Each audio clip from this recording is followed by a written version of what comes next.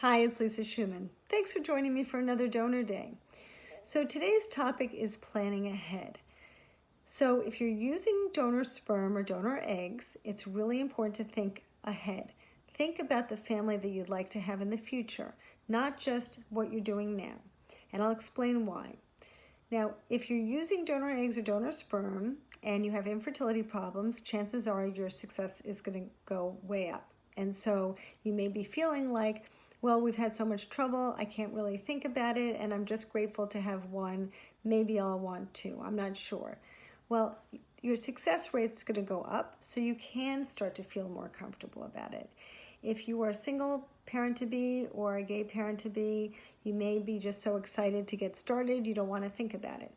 So regardless of where you're coming from or why you're using donor gametes to have a child, you may not be thinking ahead.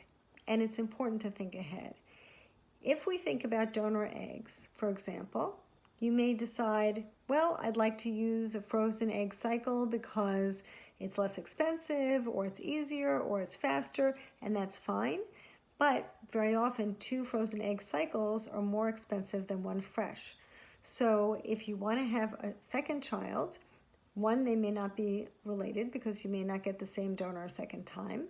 And secondly, it may be more expensive and you'll have fewer eggs, right? You're only going to get about 6 eggs with a frozen donor cycle, and with a fresh donor cycle, you'll maybe get 15 or 20. With donor sperm, the same is true about siblings.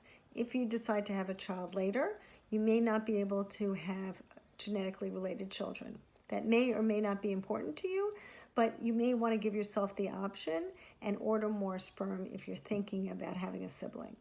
So thinking ahead is really important when you're using donor gametes to build your family. And there are a lot of other reasons as well. If you'd like to discuss it with me, please feel free to reach out to me and we can talk about it anytime.